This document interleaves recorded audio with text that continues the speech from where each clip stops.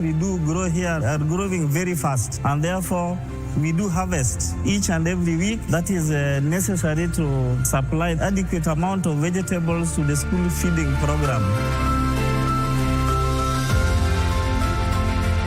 Yet, despite the momentum, progress has been uneven.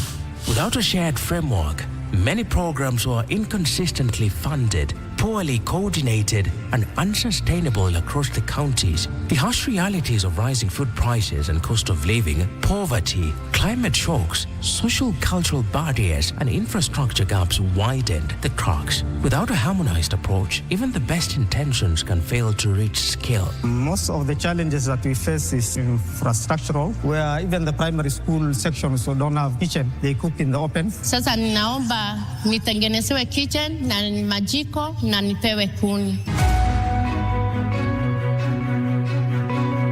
That's why the Council of Governors, with the support of Food for Education, has developed a model county school feeding policy designed to be adopted across all the 47 counties. It is envisaged that with the full adoption by the counties, the policy stands to transform the lives of over 3 million pre-primary learners across the country. School feeding programs have consistently demonstrated their power to significantly boost enrollment and retention rates at the early learning level, underscoring the urgency and far-reaching impact of this noble initiative. Therefore, this is more than a document. It's a bold commitment, a promise to every Kenyan child that hunger will no longer stand in the way of their dreams. This model policy will guide many of the county governments which are yet to develop their own school feeding policies. As the Senate, we support this initiative by the Council of Governors and look forward to developing an overarching legislation to guide county governments on school feeding programs. This policy is built on 8 pillars designed to address critical areas such as 1. Social protection and inclusion. No child, regardless of where they are born, should be left behind. 2. Nutrition and health promotion, because nutritious food means better learning, stronger bodies, and a brighter future for all children. 3. Community engagement. Parents, teachers, and local leaders are no longer bystanders but co-creators of solutions. 4. Infrastructure. Building kitchens, dining spaces, and clean water systems to support safe and dignified feeding environments. 5. Food storage, handling, and safety. Implementing quality control across the value chain from delivery to the child's plate. 6. Financing. Establishing innovative, sustainable funding models, including public, private, and philanthropic contributions. 7. Partnerships, harnessing the strengths of government, NGOs, the private sector, and local producers. 8.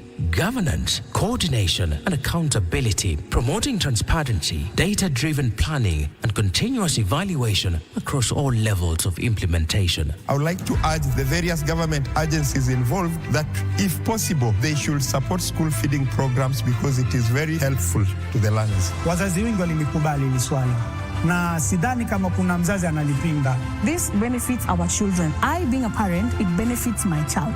So I am game with it. I am in for it. So Governor, nawaomba kumbatieni kitu kwa moyo wenu msafi kabisa na mutaona matunda yake. This is Devolution's moment, a moment to unite all the 47 counties under a bold and shared vision to nourish every child, fulfill dreams, and empower communities to build a nation where food is not a privilege but a right. Because no child, regardless of their background, should be left behind due to classroom hunger.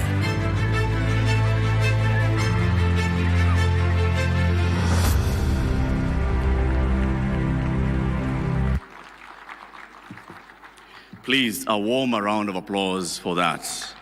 Your Excellency, as you see, when we invite you here to come and launch, you will be launching something that's a game changer.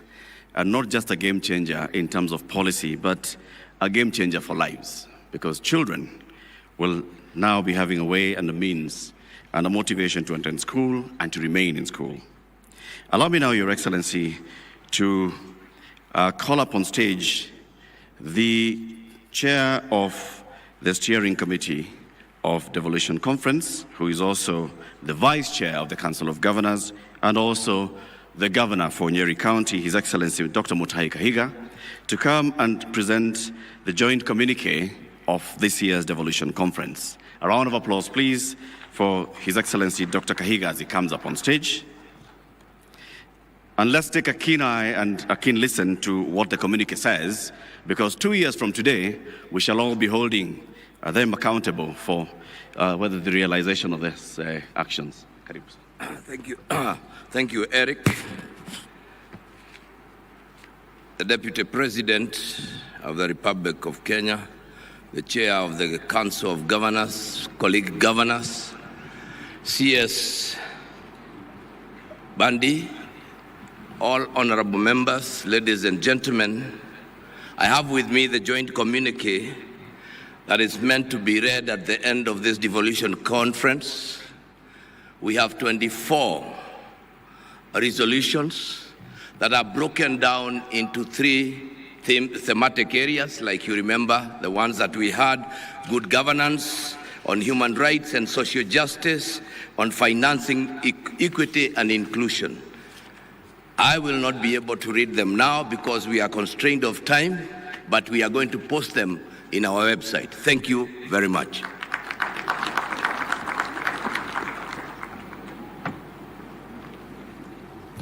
Thank you, Your Excellency, Dr. Kahiga.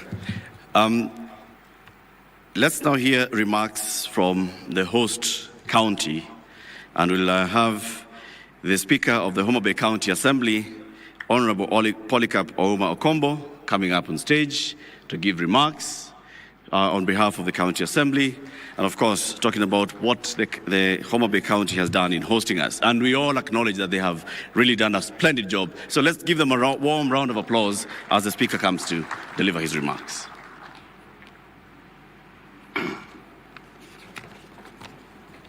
To the Deputy President, allow me to ride on the protocol as already been established, and also allow me to welcome you officially to Homa Bay County, the land of endless potential.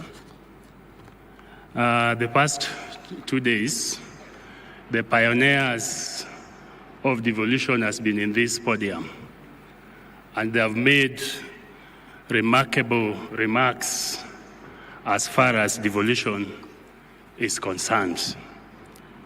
So I wouldn't want to talk too much to contradict them, since most of what the county assemblies were advocating for had been well articulated by our able chairman of the CAF, who is also the Speaker of the Kwale County, where the issues were revolving around the World Fund, MCA's pensions, and also financial independence. Your Excellency, our role as the County Assembly are only 3, which is legislation, oversight, and representation. In Homa Bay County, in the recent past, we have come up with many policies and many bills that has always supported Her Excellency the Governor to implement some of our promises to the voters and enable the devolution to work. Chief among them, there are about 14, but chief among them, if you have been touring Homa Bay County since you were here, and you've seen how our beachfront is coming up and is looking nice, we came up with Homa Bay Lakefront Development Corporation Bill that has now enabled Our Excellency to fulfill our dream of making Homa Bay County a city. Also, because here, most of the panelists were also talking about how can we include the SMEs when it comes to the devolution. We also come up with the Homa Bay Entrepreneur Access Development and Affirmative Action Bill that will enable our SMEs to get what we call the initial outlay, which is the much needed capital for their businesses to thrive. Your Excellency, the Deputy President, down here, we normally believe that Baba is always right. When he did talk about the oversight of the governor and the county executive, he did mention that he would like this to be done at the assembly level, where we invite the governor and the executives. And it has been a controversial topic since yesterday. And even the panelists that have spoken some few minutes ago have also alluded to it. I can reliably assure you that we, as the Assembly, normally invite the executive and the different committees to oversight them at the primary level. What now remains, after giving clear reports on our recommendation, is now the implementation of these reports. And I believe that is now where the Senate needs to plug in to ensure that the reports are actually implemented to the latter. I have watched quite often when our own Senator Moses Kajwang invites different governors at the Senate level to answer some pertinent issues that affect the counties. And normally what I wonder, where I sit, is that at the time that the audit is being done by the Auditor General, they find out some gaps where most of it is non-production of the documents. But when they reach at the Senate level, now you see the documents are being produced. Then you wonder why now the executive gets these documents. It means there's a gap somewhere. It means there's somebody that is letting down the executive, the people who are responsible to be giving these documents. Your Excellency, let me also take this humble opportunity to also thank the President for signing into law the bill that has given the county assemblies an autonomy. I want to reiterate his sentiments by saying that this financial independence should be used prudently to serve the people through a clear, transparent, and in an accountable manner while doing our oversight role. Besides, financial independence does not mean that we now fight the executive. We can perform that responsibility in a professional, effective manner and point out the areas that require improvement, since there's always room for improvement in order to take corrective action. Your Excellency, ladies and gentlemen, for bottom-up economic model to be fully incorporated in our economy, there is also need to ensure that World Fund is also included in the new law creating NGCDF as requested by our chairman of CAF. MCAs are the gate to the people at the bottom of the economic pyramid. They interact with them on a daily basis and understand their unique needs that should be addressed. When we give an opportunity to manage some funds at that level, I think more meaningful development will be realized. As you retreat back to your respective counties, remember that the former US President Barack Obama, who is also our son, said, "We must leave this world a better place than we inherited it from our grandchildren. Let us strive to make devolution work by engaging in programs that will help better our society." Thank you very much. Thank you very much, Honorable Speaker. Allow me now, Your Excellency, to call up on stage the Whip of the Council of Governors, His Excellency Governor Stephen Sang, to come and run the rest of the program, which will lead to you delivering the closing remarks. Asante.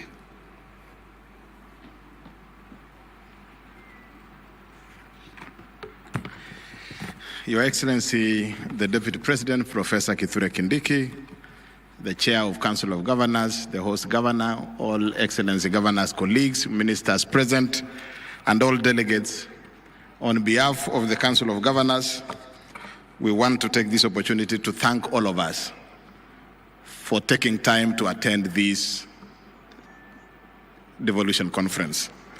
We want to thank the President of the Republic of Kenya. We want to thank you, Your Excellency, the Deputy President.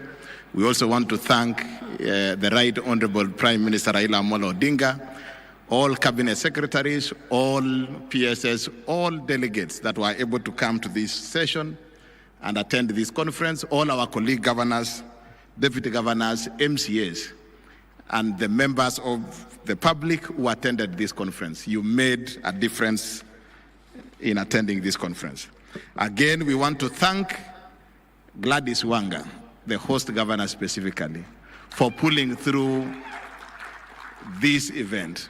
Your Excellency, the Deputy President, when we sat down and we agreed on Homa Bay, we knew Wanga was going to do well because we have always known her in what she does within the Council of Governors.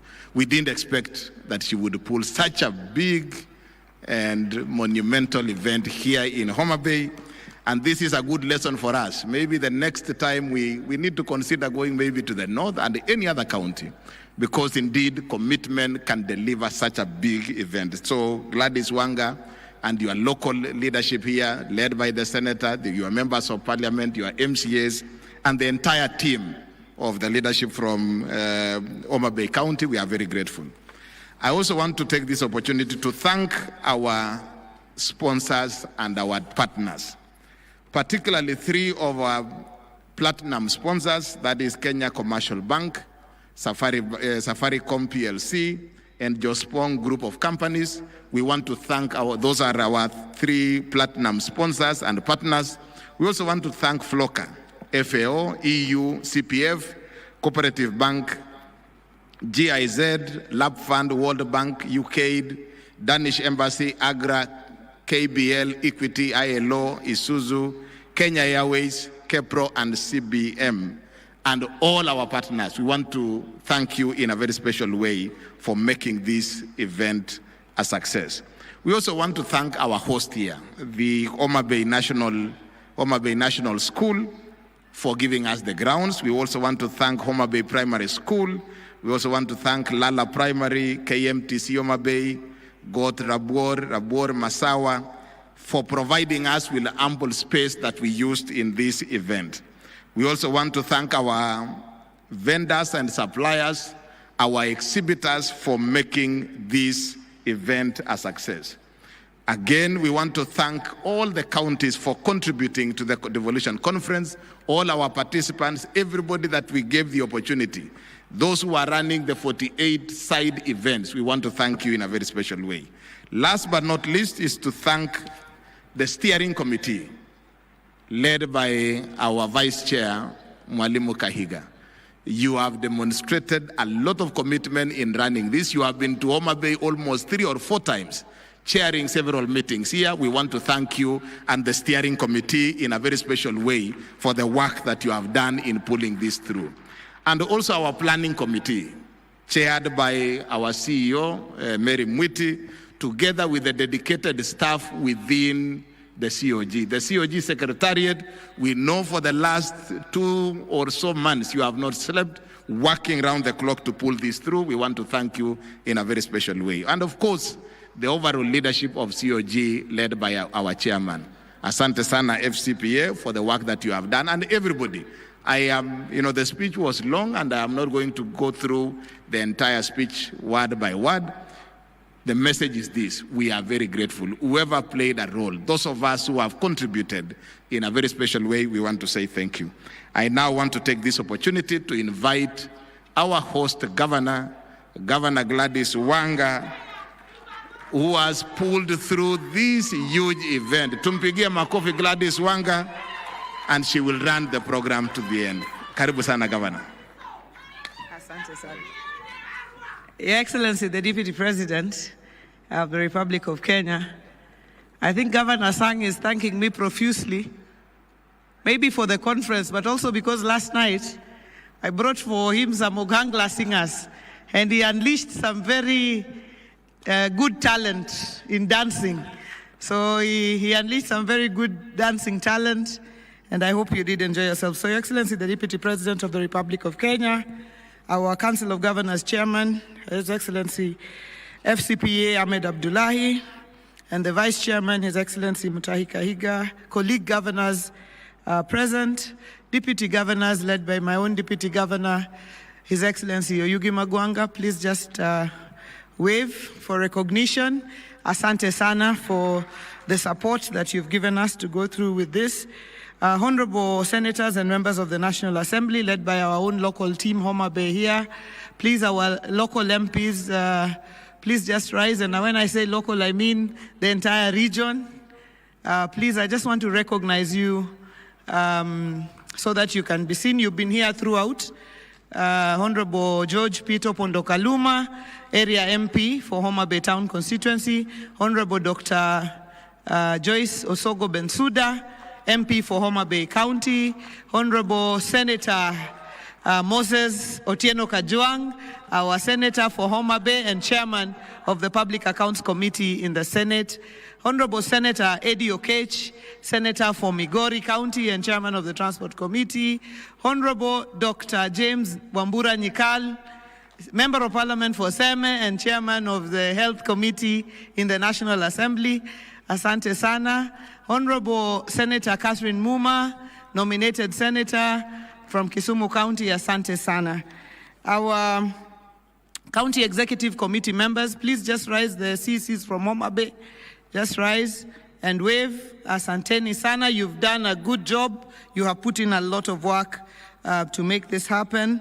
Members of constitutional commissions and independent officers, development partners, private sector, academia, media, and civil society, our esteemed partners and exhibitors, distinguished guests, ladies and gentlemen. Your Excellency, when we opened the DevCon 2025 3 days ago, we set out to show that devolution is not just a constitutional chapter, it is the living engine for equity, inclusion, and social justice. And you, our delegates, have shown it in action.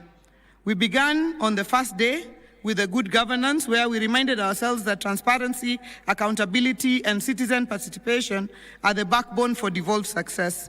Sharing innovations from open data portals, automation, digitization, to drone-delivered medicines. We then moved to the second day on human rights and social justice, where we agreed that no Kenyan should be left behind, whether they are a woman in a rural market, a young innovator in an urban hub, a person living with disability, or a refugee seeking dignity.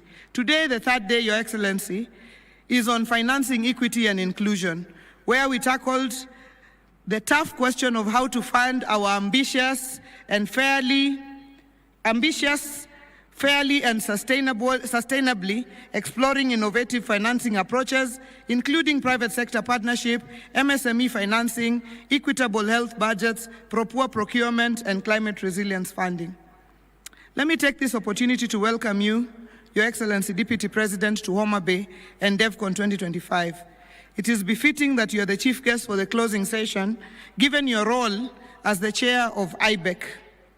You have reformed IBEC to an effective engagement forum for both national and county governments. From where we were somewhere where we were just a talk shop, moving around, you have reformed IBEC to an effective engagement platform where things get done. We urge you, Your Excellency, to continue strengthening IBEC until we fully operationalize the concept of funds following functions. DevCon was not just about plenaries and panels. It was about people, connections, and shared experiences. Before the conference began, Your Excellency, we hosted a vibrant pre-devolution conference experience that turned Homa Bay into a playground of culture, innovation, and adventure. Delegates witnessed the bold creativity of our youth at the Innovate 254 hackathon, felt the thrill of skating and bicycle racing through our streets, and embraced the rhythm of the bay with spirited boat racing and island hopping from Rusinga to Takawiri on the water bus. We brought back the spirit of community with traditional games like Ajua, the energy of tug of war, and the endurance of the Rowan marathon. Your Excellency, we took Governor Kahiga to the Ruma National Park, and you remember when you were in your office, he was asking whether he was really going to sleep in a tent. He truly slept in a tent, and he realized he could sleep actually and wake up in the tent and still be here for the conference. We hope that you will tell a different story of Homa Bay now that you have come and experienced the Bay with all its beauty. Let me take this opportunity on behalf of the people of Homa Bay to extend a heartfelt gratitude to all those who made this conference impactful. Even if COG, as the whip has done, has appreciated everybody, I feel heavily in my heart that because of the gratitude we feel on behalf of Homa Bay, to just say thank you once more. We thank His Excellency, the President, Dr. William Samoei Ruto, for opening the conference and reaffirming the national government's commitment to devolution. We heard him loud and clear on the challenges he raised. For Homa Bay, we further thank the President for opening the Homa Bay County headquarters, the Ugatuzi Amphitheater, and laying the foundation stone for the Tom Mboya University Students' Village, being the first student accommodation to be launched in the entire country. We thank also the Right Honorable Raila Amolo Odinga for inspiring us with his unwavering belief in a Kenya that works for all. As the father of devolution, he spoke eloquently on the question of enhanced funding for counties. Funds should follow functions, and where the funds are held by the national government agencies, they should be released to counties. Your Excellency, Deputy President, we also thank you for honoring us today and helping us close this conference with wisdom and focus on devolution. To the Council of Governors and all the governors present for steering the devolution cause with a unity of purpose. I once again thank my colleague governors led by our chairman, His Excellency FCPA, Ahmed Abdullahi, and Vice Chairman, Dr. Mutai Kahiga, for choosing Homa Bay to host DevCon 2025. We were the least expected of places to be able to bid and host this conference. But I am glad that you believed in us, and I'm also glad that we didn't disappoint you. The Prime Cabinet Secretary, His Excellency Musalia Mudavadi, who was our guest yesterday and shared important lessons on devolution, including the issue of stalled projects. The Cabinet Secretaries who attended DevCon 2025 and shared important perspectives on devolution for their dockets. The Cabinet Secretary, Honorable Adan Duale, our CS for National Treasury, who is also a son of the soil. Our CS, we are proud of you. We say money sleeps here in Homa Bay. People think literally if they come, they can see the money. But we thank you for working together with His Excellency, the President and Deputy President, to turn around our economy. And we are very, very proud of you as a son of this very soil. We also thank the CS for Tourism, Honorable Rebecca Miano, the CS for Energy, Honorable Pio Wandai. We thank the principal secretaries who have also taken their time to be with us here today and even the previous days. And the ones who are here today, please just rise. We'd just like to recognize you as well, the principal secretary for Medical Services, the Principal Secretary for Children's Affairs, Karen Agengo, the Principal Secretary for Devolution, I can't see too well, but our other Principal Secretaries, Asanteni Sana. Thank you very, very much. The Senate, for protecting and defending devolution, and for the senators who attended our conference led by our very own senator and the Speaker of the Senate, Speaker Amason Jaffa Kingi. The National Assembly, for ensuring our legislative frameworks respond to the realities of our people, and for the MPs who attended DevCon 2025, led by the strong Homa Bay team. The County Assemblies Forum, the County Speakers, and all MCAs. MCAs from Homa Bay, if you're here, just rise and wave as well. Asanteni Sana. Our development partners for investing your time, your expertise, and resources in this particular conference. Our pre-DevCon partners, including the Kenya Shipyard Limited, NUPEA, the NSDCC, KWS, KTB, SHOFCO led by Dr. Dede, our UN Mandela Award winner, and all other partners. Our delegates who traveled from far and wide, some crossing oceans, your presence has enriched these deliberations. our service providers, the DevCon Steering Committee, and the technical committee led by our CEO, Madam Mary Mwiti. Because I was here with you guys throughout, I know the work that you've done. I don't know if the Secretariat are here. Please just rise and wave. You guys have done a great job. Your Excellency, DP, when you see a conference like this, sometimes you think there are huge people, event organizers who are doing the work. The work is done by some young men and women here, led by Madam Mary Mwiti, and they do an excellent job. I leave you with a thought that promises are like babies, easy to make, but hard to deliver. Let us ensure that the promises of DevCon 2025 are not confined to the communiques, but are translated into tangible change for our people. Real human interest stories like the ones our Fundimangula graduates share, stories of transformation and livelihood change. Devolution must be about transforming lives. Devolution must be about delivering on county functions. Devolution must be living the promise of the Constitution 2010. Devolution is the currency for powering our economic growth. Your Excellency, I thank everybody, and where we may have offended you or not met your expectations, please do forgive us. But otherwise, we hope that we have granted you a wonderful stay in Homa Bay. Please make time to come back again and visit this bay of endless potential. Asanteni sana. Another round of applause for Governor Wanga. Asante sana.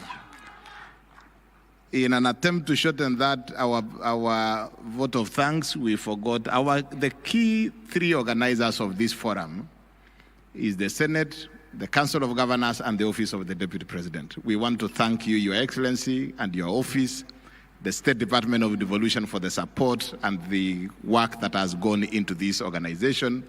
We also want to thank the Senate, the Right Honorable Speaker of the Senate, Bwana Kingi, and our colleague senators who are present here, Kajwang and your team. We really want to thank the Senate for the support and the entire Secretariat of the Senate that has supported us in this engagement. I now want to invite Waziri John Mbadi, the Cabinet Secretary for National Treasury, to come and make his remarks. Waziri, it is too early for us to make a judgment as to what you are doing, but whatever it is that you are doing, keep doing. It's working. Karibu sana.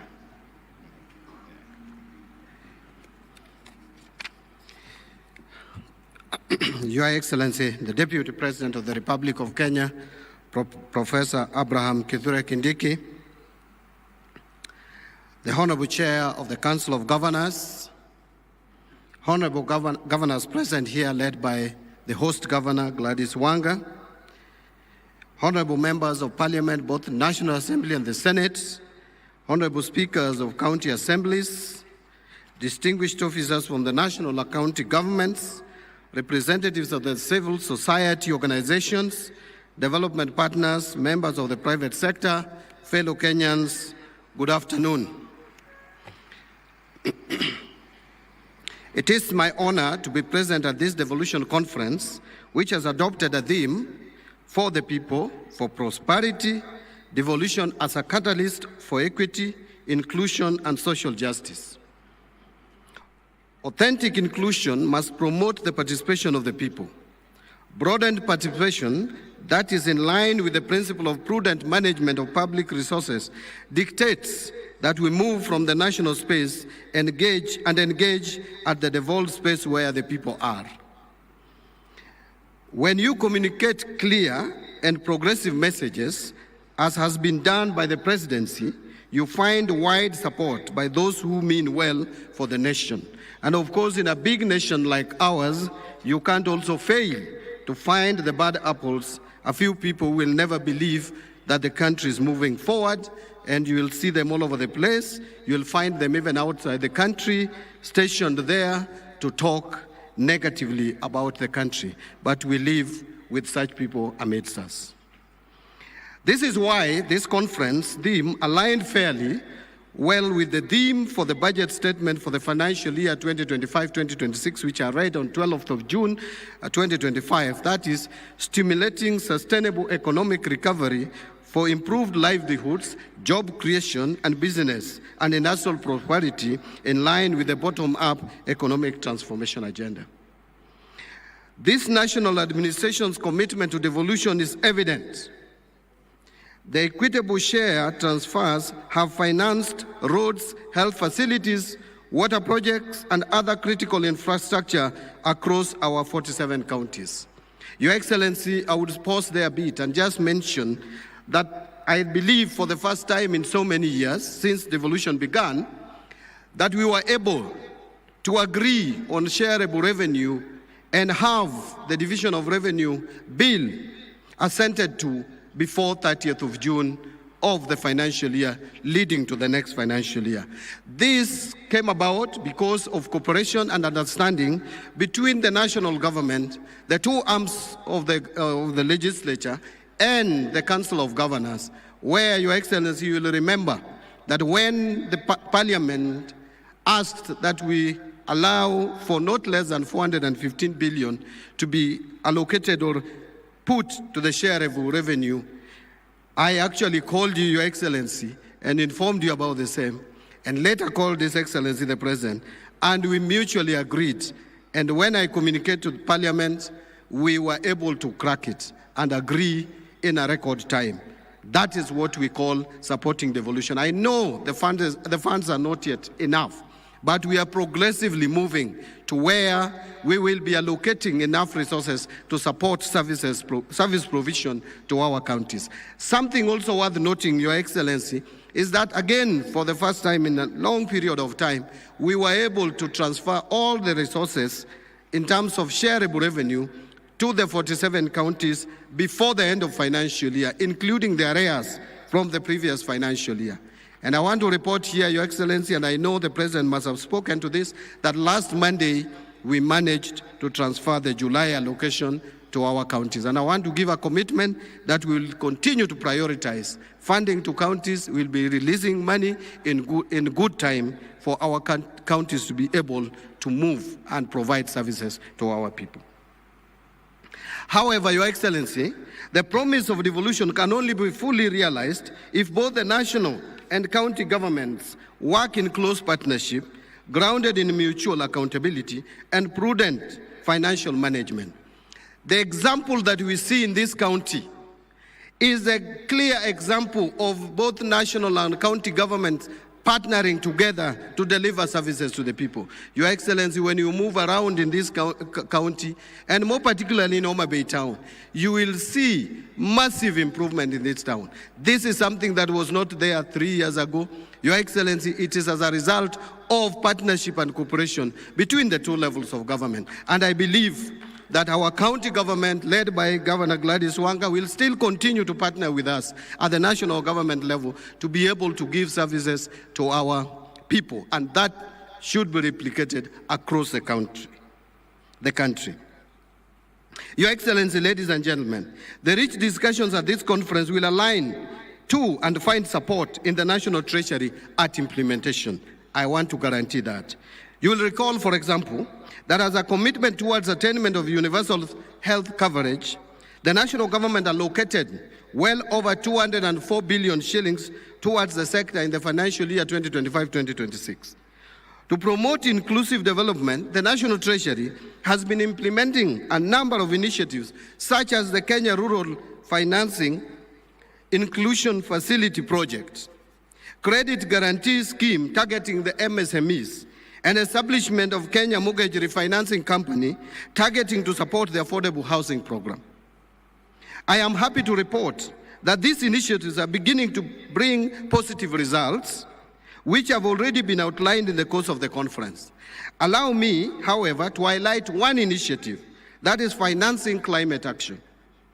Through this program, Your Excellency, the National Treasury has disbursed well over 7 billion shillings to 47 counties as part of the second tranche of the County Climate Resilience Investment grants under the Financing Locally Led Climate Action Program, otherwise known as FLOCA.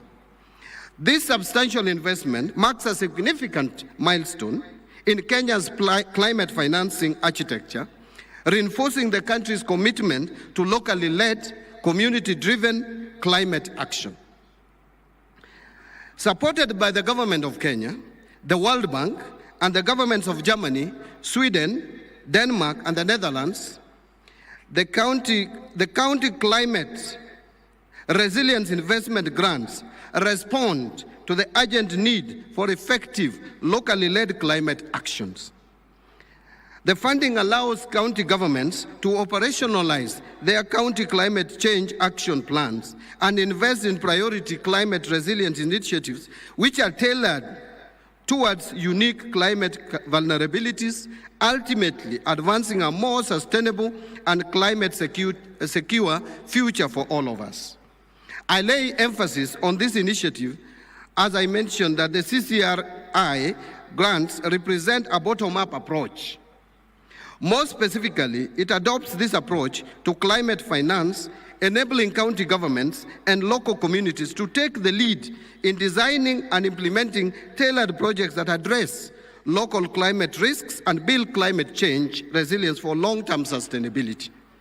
This disbursement for the financial year 2025-26 will empower communities most vulnerable to climate change to drive sustainable development and long-term resilience.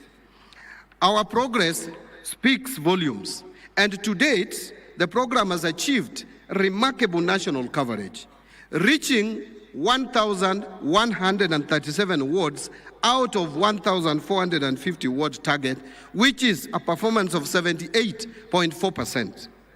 Each new ward represents another community equipped to write its own climate resilience story.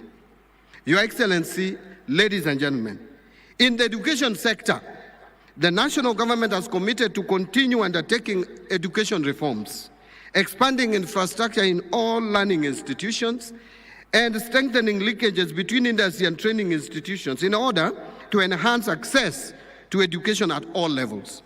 Priority will be given to recruitment and training of teachers, enrollment of school children of pre-primary age in schools. In recruitment and training of teachers, Your Excellency, this audience will appreciate that this government made a promise to employ 100,000 teachers in 5 years. As we speak, the performance level is at 76%. 76,000 teachers have been recruited, and we plan to recruit additional 24,000 in December and January, completing the 100% way ahead of the targeted time period. We will be expanding school feeding program or supporting expansion of school feeding program and providing learners with day meals. Construction and equipment of TVET institutions in 52 constituencies is ongoing, equipping 72 existing TVET institutions, recruiting 2,000 technical trainers and instructors, and establishing incubation centers in every TVET institution, and online learning in TVET institutions and universities. Your Excellency, allow me to highlight a few more issues on devolution as a catalyst for prosperity. By bringing resources, decision-making, and services closer to the people, devolution has opened new pathways for inclusive growth, job creation, and equitable development across all 47 counties. It has enabled previously marginalized areas to access infrastructure, health services, education, and economic opportunities, narrowing the historical inequalities that have long been hindered national cohesion. When effectively managed, devolution becomes an engine that not only drives economic expansion, but also ensures that prosperity is felt in every village, in every town, and every community across our nation. However, in order to continue to achieve this prosperity, public finance management reforms is critical in both levels of government. The National Treasury established the Public Financial Management Reforms Secretariat to coordinate public finance management reforms at both levels of government. The overall objective of the reforms is to achieve a public finance management system that promotes transparency, accountability, equity, fiscal discipline, and efficiency in the management and use of public resources for improved service delivery and economic development. Currently, the Secretariat, through the implementing counties and MDAs, are implementing PFM reform strategy of 2023-2028. Some of the reforms we are advocating and requesting for collaboration from the county governments include compliance with the fiscal responsibility principles as set out in the Public Finance Management Act, Cap 412A, full rollout and implementation of the tariffs and pricing policy, and implementation of the national policy on enhancement of county government's own source revenue. Specifically on the management of wage bill, the National Treasury has supported the re-engineering of Human Resource Information System Kenya. The system is meant to consolidate human resource data in the public service data and put in place effective wage bill controls. Your Excellency, as I conclude, I would like to appeal to greater collaboration with the county governments and the other stakeholders on the following few areas. Number one, I want to speak to Parliament first. To Parliament on fast-tracking enactment of the County Government's Additional Allocation Act. As you are aware, Your Excellency, delays in enacting the County Government's Additional Allocation Bill have become a perennial problem, leading to late disbursements, disruption in service delivery, and low absorption of additional allocations at the county level. It has also led to fiscal inefficiencies, resulting in additional costs to the country in the form of commitment fees and interest charged on foreign borrowing. To this end, I would like to call upon Parliament to support the executive and the county governments in fast-tracking the bills to ensure that they are disbursed and absorbed in a timely manner. Number two, to county governments on transition to the Treasury single account. To enhance cash management, the migration of ministries, departments, and agencies to the Treasury single account is progressing well. As the National Treasury onboards the county governments in 2026, I would appeal for your support on the same. This will help in prudent cash management at both levels of government. Number three, still to county governments, on transition to e-procurement or e-government procurement. There is need to foster and bolster accountability and transparency in the management of public finances, which remains as a key agenda in our nation. To this end, we are in the process of fully automating public procurement and asset disposal processes. In the spirit of prudence, we urge all counties to embrace and comply with these reforms. Transparency and accountability must be our shared currency, because every shilling we manage is held in trust for the people of Kenya. Number four, again to county governments, and that will be the last comment I'm making. To county governments on unremitted pension liabilities. Analysis of data on unremitted pension contributions are submitted by the Local Authorities Trust Fund, Local Authorities Provident Fund, National Social Security Fund, Public Service Superannuation Fund, County Pension Fund, indicates that a substantial amount of pension debt is due from the county governments. Pension debt by the county government has accumulated over the years from 23.3 billion relating to the defunct local authorities, that is pre-devolution, inclusive of accrual deficits, to now over 103.2 billion as at 31st of October 2024, post-devolution. And to be honest here, this is criminal. If you are supposed to pay salary to a staff, and part of that salary is supposed to go to his or her pension, there is no rationale in paying half of the salary and leaving the rest of the salary with you or with the county government to implement other things or to pay other things. It is not fair, It is unjust because this money belongs to people who will one time retire. And when people retire, they want to go home with something.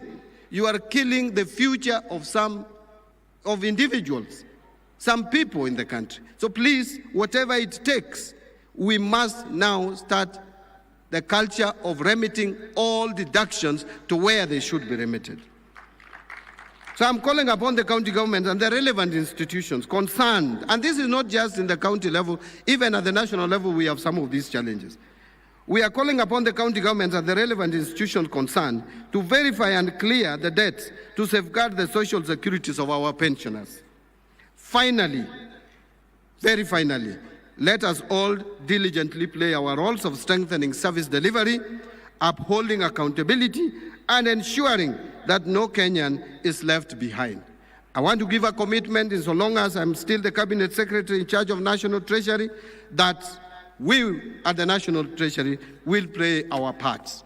The executive, the national government will play our parts in supporting devolution for better service delivery to our people. I thank you and God bless you.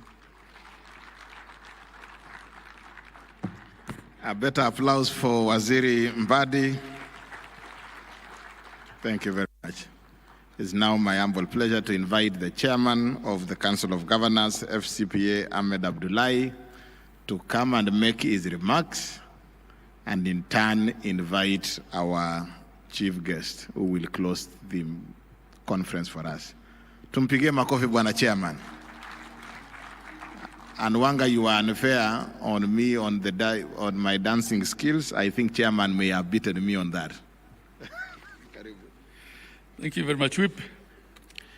Your Excellency, our chief guest, the Honorable Professor Kindiki Kithure, Deputy President of the Republic of Kenya, Excellency Governors here present, led by my Vice Chair and the host, Governor Gladys Wanga, Deputy Governors, Cabinet Secretaries, and Principal Secretaries, recognize the presence of CS4 National Treasury, Honorable Members of the Senate and the National Assembly, Judiciary representatives, leaders of Homa Bay County and the Greater Nyanza region, ambassadors and high commissioners, principal secretaries, speakers and members of the county assemblies, all national and county government representatives, private sector and civil society representatives, development partners, international delegates, ladies and gentlemen. Your Excellency, we're glad to have you. We don't take it for granted that you found time out of your busy schedule to come and close this conference for us. As we draw the curtains on yet another historic devolution conference, I am filled with deep sense of pride and hope over the last 3 days and before that for the other pre-devolution conference activities. We have come together from across the country to reflect, exchange ideas, and recommit ourselves to the vision and promise of a prosperous and inclusive Kenya through devolved governance. I extend our deepest gratitude to His Excellency the President of the Republic of Kenya, Dr. William Samoei Ruto, and also to His Excellency the Deputy President of the Republic of Kenya, Professor Kindiki Kithure, and the former Prime Minister and my party leader, the Right Honorable Raila Odinga, and all national and county leaders who have graced us with their presence and actively participated in our discussions. Your leadership, Your Excellencies, and support continues to inspire and sustain our devolution journey. From 12th August, we had rich, honest, and insightful conversations. On Wednesday, the theme was Good Governance Day. The theme was Good Governance. We called it Good Governance Day. We interrogated how our counties can deepen public participation, civic education, transparency, rule of law, and citizen oversight. We were reminded that good governance is not a destination, but a daily practice. On Thursday, we marked the Human Rights and Social Justice Day, where we took a bold step forward in reinforcing the constitutional promise of dignity, equality, and non-discrimination. The discussions were heartfelt and deeply necessary. We unpacked political, civil, cultural, and socio-economic rights and examined actions that counties need to take to become pillars of the realization of human rights. We acknowledge the progress made, but we also recognize the urgent need to close the gap between the policy and practices. Counties must become true champions of the human rights-based approach, placing people at the heart of every development plan. Today, this morning, we had the Financing Equity and Inclusion Day. We have been challenged to ask the hard questions. How do we sustainably fund the devolution dream, from exploring how counties can unlock access to finance medium, small, micro enterprises, to tackling matters of equitable division of revenue between the two levels of government? The conversations were solution-driven and enlightening. In addition to the plenum session, the side events played a critical role in enriching our understanding of sector-specific concerns and innovations. These sessions allowed for deep dives and peer learning. The insights gathered here must now inform our county strategies and shape future policy interventions. Your Excellency, distinguished guests, ladies and gentlemen, what has been clear throughout this conference is that devolution is not just a governance system, it's an lived experience. It is our mothers receiving maternity care at local health centers. It is our young entrepreneurs accessing credit for their agribusiness. It is our children accessing the best education. The resolutions we have adopted are not just words on paper.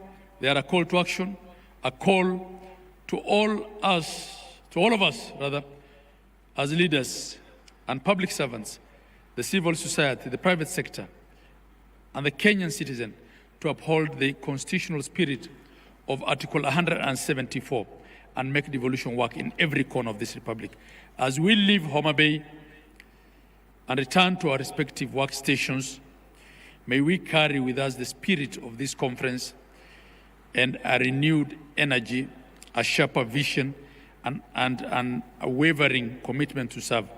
Let us be bold in our leadership and consistent in our service. As I conclude, Your Excellency, I'll conclude by thanking all those who made this conference a success. The county government of Homa Bay, under the leadership of Her Excellency Gladys Wanga.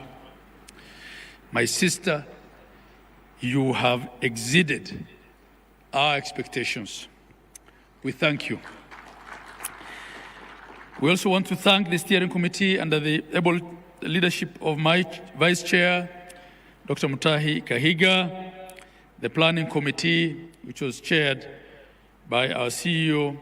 We want to thank all the platinum sponsors. We want to thank all the resource persons, service providers, partners, delegates, civil society organizations, the media, and above all the citizens of Kenya who were participating delegates at this conference. Your engagement and commitments to continue to breathe life into the devolution dream. Your Excellency, just on two issues that were raised by the speaker before me, our brother, the CS Badi.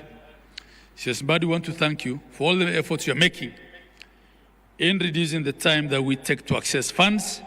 There definitely has been an improvement since you came into that role. We don't take it for granted, we appreciate it. On pensions debt, I'll have discussions with you on how to deal with the historical pensions debt. Part of it is clearly not what counties can pay out of their current equitable share. Mistakes were made, and we just have to have bailout in certain instances if we have to make that good. It also raises questions of the oversight then. On the issue of the Conditional Allocations Act, yes, there are delays in passing, and it's been a problem. You know how we've been filibustered on RMLF by the National Assembly. I don't want to discuss that here. I want to end on a good note. But we also have a challenge of national government budget not appropriating even what is passed by the two houses after lengthy mediation. So we have a County Additional Allocations Act, which then allocates us funds that we can't access because they have not been appropriated in the national government budget. I think those are conversations we will have. At this point, I want to invite Your Excellency, the Deputy President, to address us. Your Excellency, you have brought professionalism and a voice of reason into that office.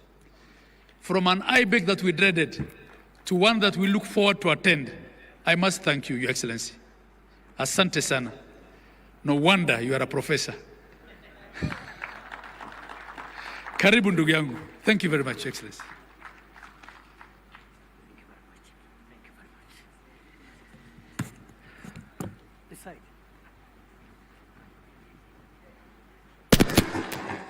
Very much, Chair. I request that we get seated.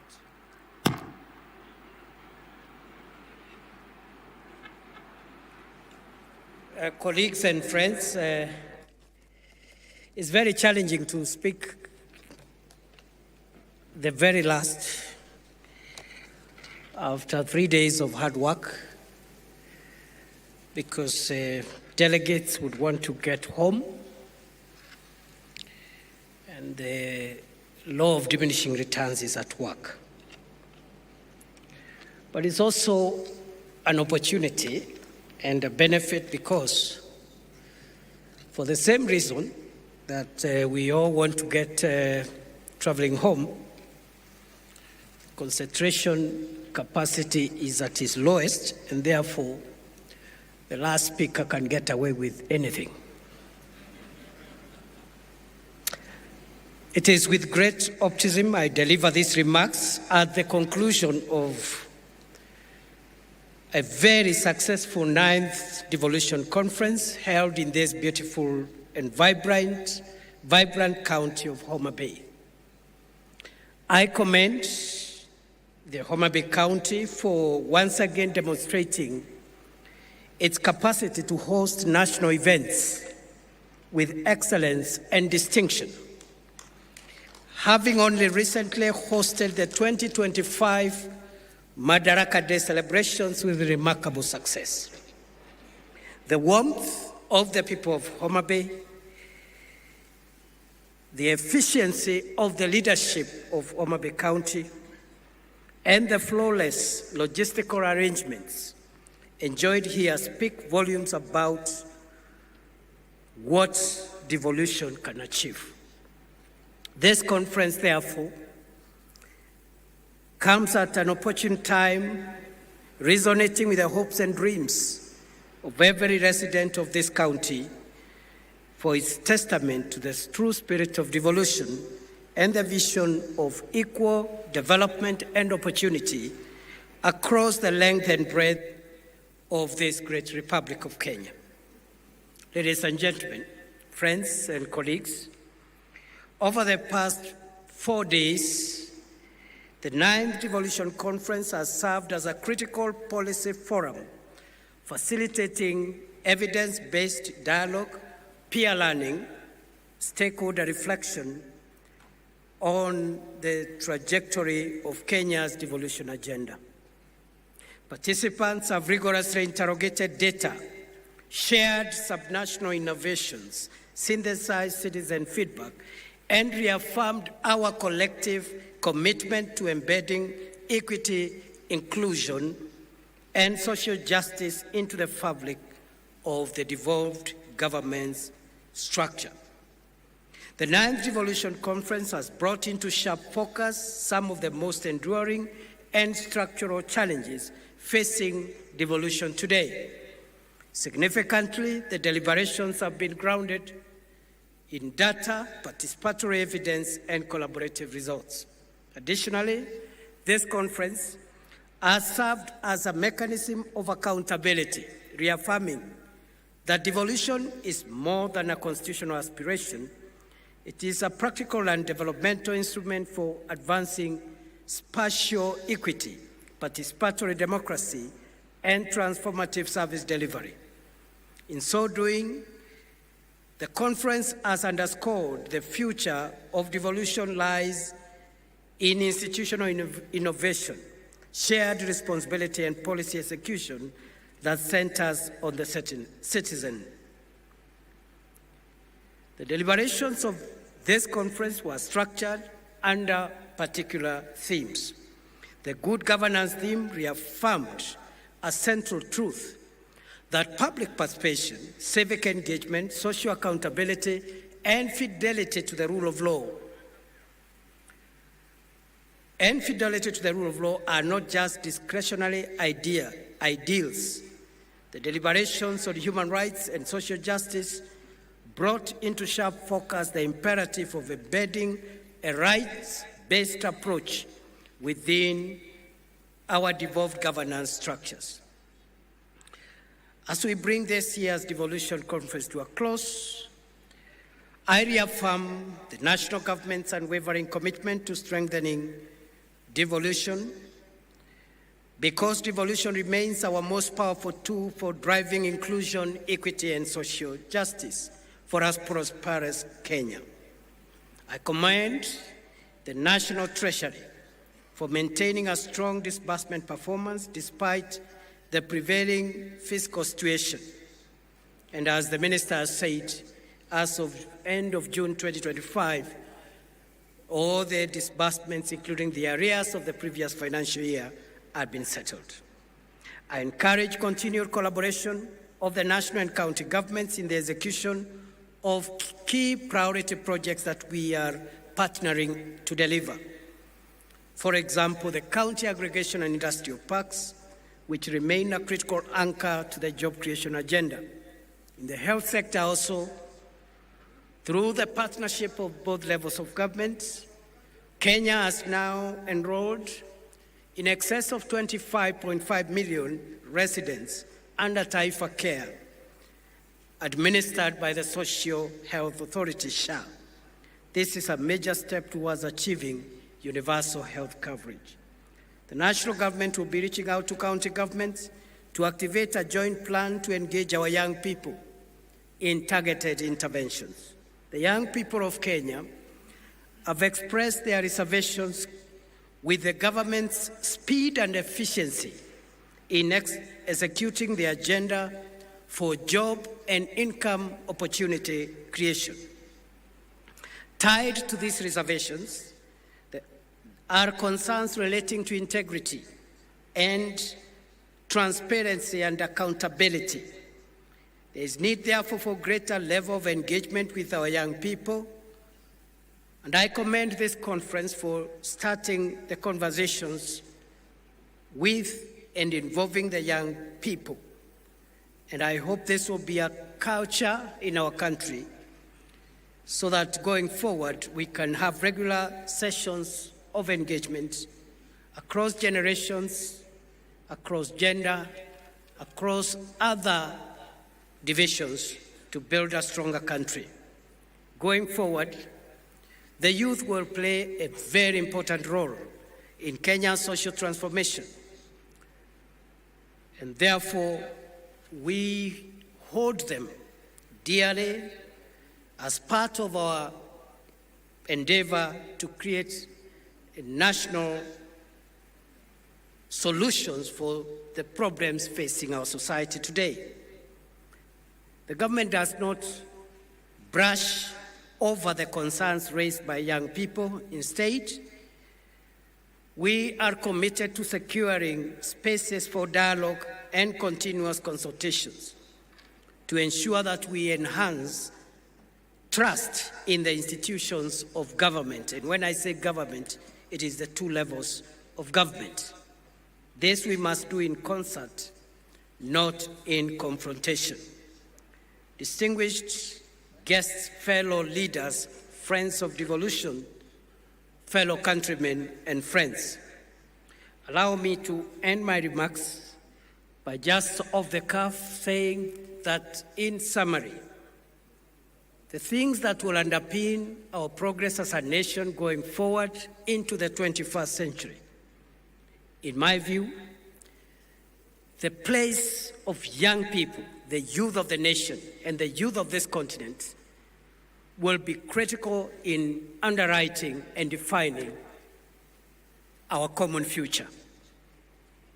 So as we even center devolution on the people and on the citizen, the young person, the youth, for various advantages that they hold against other generations, they will play a very important part in defining our common future. Technology will also play an important part. And finally, to bridge the resource and financing gaps that we are experiencing in the public sector, in the two levels of government, the three arms of government, the partnerships between the public and private sector in terms of raising resources and financing the provision of services and projects is going to be critical. And therefore, the youth, technology, and partnerships will define Kenya's and Africa's 21st century. Secondly, I say this without any fear of contradiction, that of all the innovations of the Constitution of Kenya 2010, the most profound innovation and the crown jewel of our current Constitution is devolution. And this is a good opportunity, therefore, to pay tribute to a great son of this county, the late Dr. Crispin Odhiambo Bai, who laid his life in the fight for a devolved Kenya and a more equitable Kenya. And I have had the moment to witness the remembrance that has been placed by the county government of Homa Bay and the Council of Governors at the Bay in honor of a great son of Homa Bay, Dr. Crispin Odhiambo Bai. May his soul rest in eternal peace. I am also conscious of the milestones we have achieved in the last so many years under this devolved system. The structures and the relationships among institutions are work in progress, and there are a lot of positive stories around devolution. The latest achievement has been the signing into law of a bill granting financial autonomy to our county assemblies so that they can provide effective, as opposed to vindictive, oversight over the executive at the county level. We hope that the county assemblies will use those resources to perfect their constitutional role of oversight and also of representation and legislation.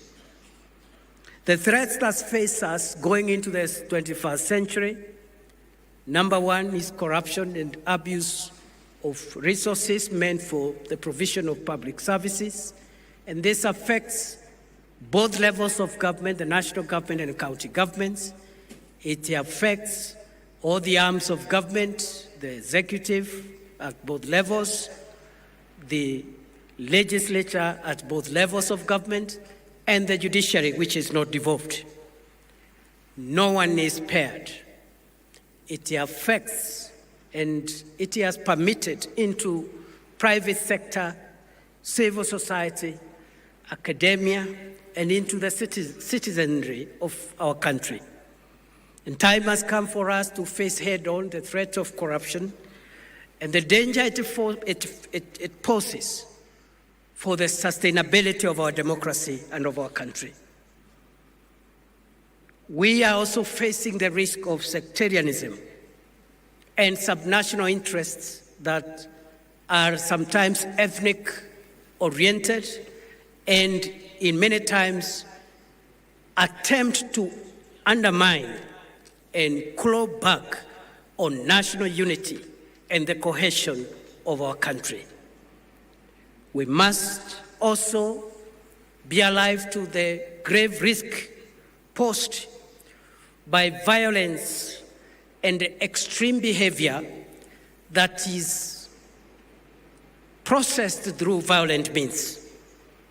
And therefore, violent extremism today is not around religious fundamentalism only, but we are witnessing also political intolerance and extremism, where disagreements on national issues, including national problems, are processed through violent behavior.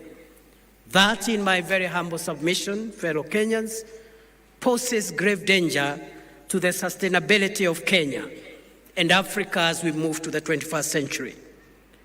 Therefore, the triple risks of corruption, sectarianism, especially ethnic sectarianism, and violent extremism, including politics and political issues being processed through violence, those three risks stand on the way to our prosperity as we look into the 21st century. But as I have said, good people, we have the benefits, the advantage, the resources, and the largesse of a huge and educated young population, a hub for technology and innovation in our country, and the growing harmonization of the resources across public and private sector to produce enough resources to deliver services. We have a good constitutional order whose crown jewel is devolution, and increasingly the relationships between all institutions in devolution is work in progress, and there's a lot of success stories for us to learn from. It is therefore a great privilege for me to stand before you, fellow Kenyans and friends, in this land of Homa Bay County, a land that has produced very many great Kenyans, the late Tom Mboya, a great nationalist who fought for the independence of our country.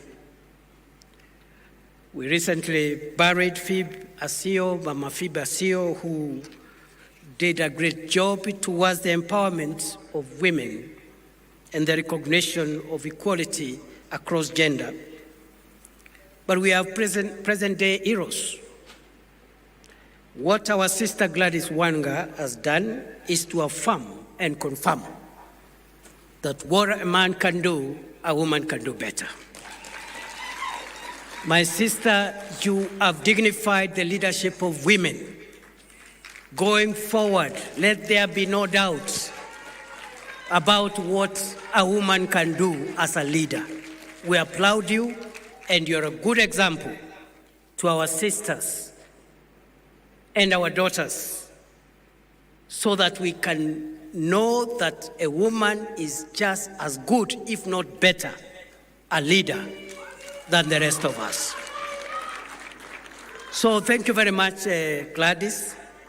But we have our great son here of Homa Bay, John Buddy, the first National Treasury Minister from this region, courtesy of President William Ruto. The first National Treasury or Finance Minister from this part of the world and this part of the country, who in a record 1 year has turned around, demystified the National Treasury, simplified the complexities around public finance in the National Treasury. And with the support of the President and the rest of his colleagues, those of us who sit with him in cabinet, John Bundy is on the way, is on the road, in my estimation, of becoming perhaps one of the best finance ministers Kenya has ever had. Thank you, John. You have our support. I know we have other leaders here. My brother, Moses Kajwang, my high school mono of many years, has also done a good job as a young person. He's now a very experienced senator, and he's come out as a very strong and principled leader, very articulate, issue-driven. He's never petty, I salute you, Senator Moses Kajwang. And I think Homa Bay has done very well. We have our colleagues in the National Assembly, all of them great people in their own right.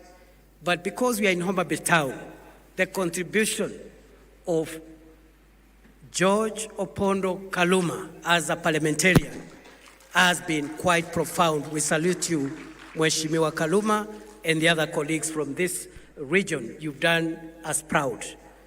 I have many things to say about Homa Bay and the people around here. And, I agree, actually, as Gladys keeps on mentioning, this is the county of endless potential. I have had the privilege to work as a Cabinet Secretary for Interior, and my colleague, P.S. Raymond Omolo, who also comes from this county, did a fantastic job while we served with him, and I think until now, even under the new minister, is delivering for Kenya, a fairly young leader holding one of the most crucial dockets in the government of the Republic of Kenya, again, courtesy of President William Ruto. Good people, I don't want to stand between you and lunch and your journeys home. Let me wish you safe travels and God's blessings. I wish you well in whatever you do. I pray that when you get home, you'll find your family safe and we will be interacting even more. Thank you, Homa Bay County. Thank you, Council of Governors. Thank you, all partners. Thank you, all colleagues who have made this possible. Thank you. God bless you and God bless Kenya.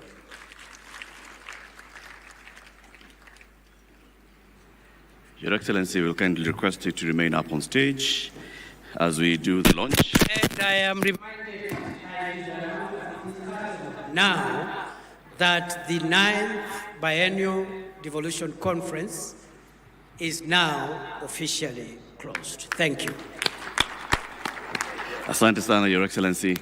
We'll request you to now proceed to launch the Model School Feeding Policy. You'll be accompanied by the Chair and the Vice Chair of the COG, the Whip of the Council, the host, Governor. Plus, I would also like to welcome up on stage Shalom Diku from Food for Education to come and join here. We are going to do a countdown as His Excellency the Deputy President then launches for us the Model School Feeding Policy. You'll help me count down for him from 10 to 1. Your Excellency, you will just press the button when we get to 1. Shall we count from 10, 9, 8, 7, 6, 5, 4, 3, 2, 1, launch. Ladies and gentlemen,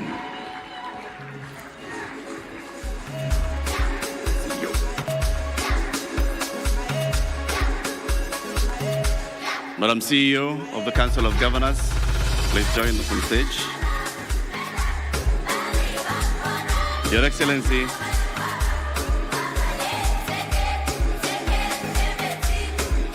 we will take a photo and the distribution of the booklets.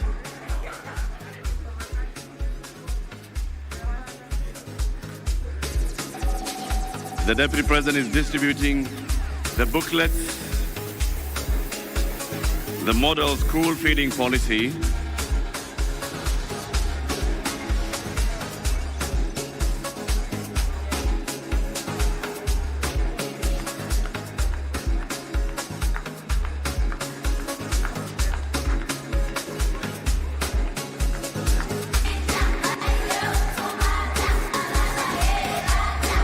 There it is. Next up, as we take this photo,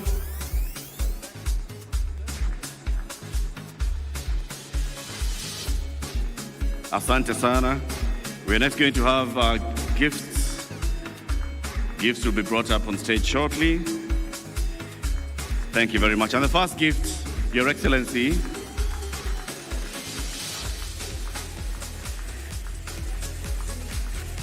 the first gift you're about to receive, Your Excellency, is a gift from the Council of Governors, presented to you by the Chair of the Council.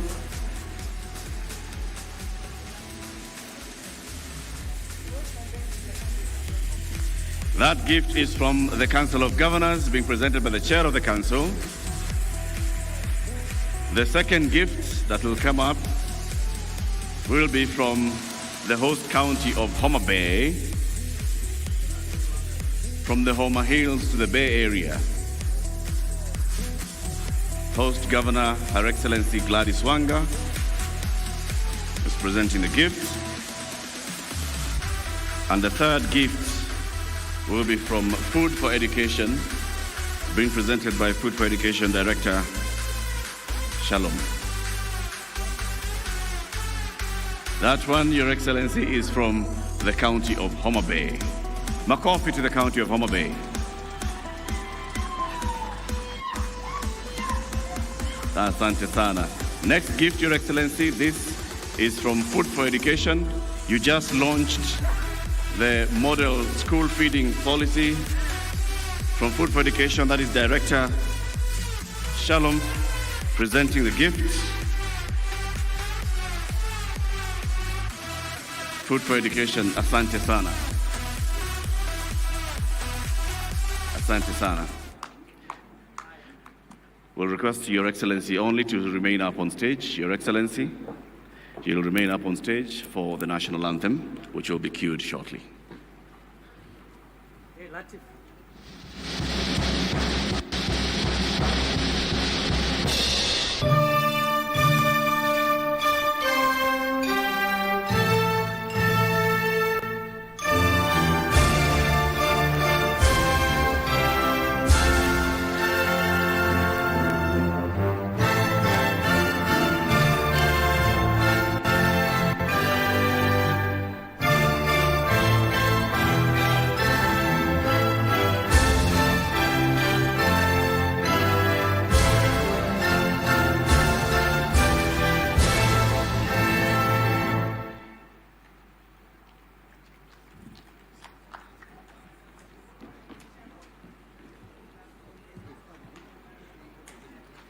So, Your Excellency, there'll be one final photo at the launch, and you'll be guided.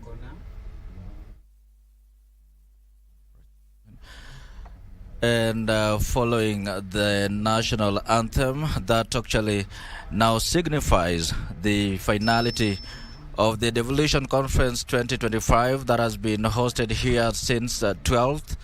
That is on Tuesday all the way to today being Friday, the 16th of August 2025. The Devolution Conference, the 9th edition of the biannual Devolution Conference, was being hosted here in the county of Homa Bay, the county of endless potential, as they call it. And we've had very many submissions from various speakers right from the very first day when it was this activity or this conference was opened by President William Ruto on Wednesday, and today the Deputy President, that is Professor Kithure Kindiki, has just closed this Devolution Conference officially. And we've had so many remarks, key of them touching on the challenges of devolution, even as the rollout of devolution now enters the second decade.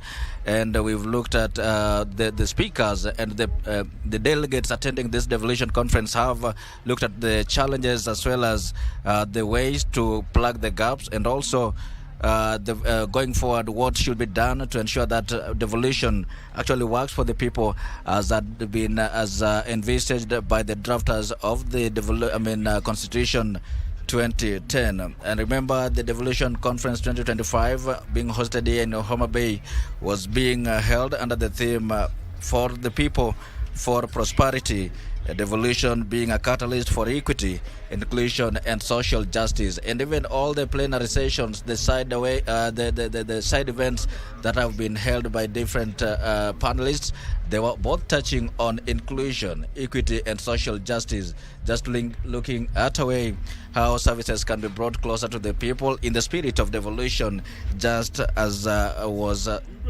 has been summarized under the theme for the people and for prosperity. Well, we leave you with the sights and sounds from a Devolution Conference, but then we're now handing you back to our headquarters in Nairobi for normal programming. But do remember that we, aside from the Devolution Conference that has just ended, we also have CHAN, the African Nation Championships, that are being beamed live on KBC Live or KBC Channel 1 and other affiliated radio stations. Be sure to catch all the action live. Not today, we have a match at 5 and also at 8. And also we know that Harambee Stars will be playing their final group stage match. That is on Sunday. Be sure to catch that action live on KBC Channel 1. It is bye for now. My name is Wycliffe Okech. Do enjoy the rest of your viewing.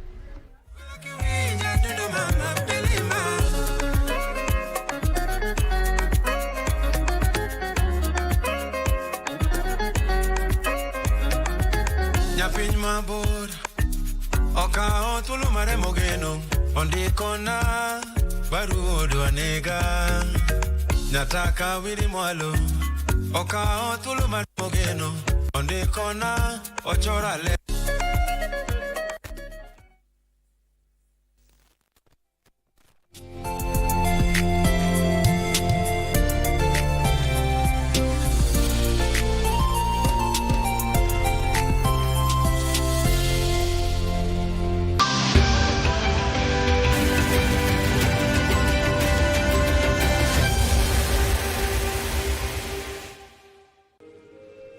Against Madagascar, and in that way get themselves through to the knockout. So a little bit more margin for error, some leeway from a Burkina Faso perspective, and not so much for Mauritania. If Mauritania were able to earn themselves the victory here this evening, they would knock Burkina Faso out of the competition, and of course vice versa.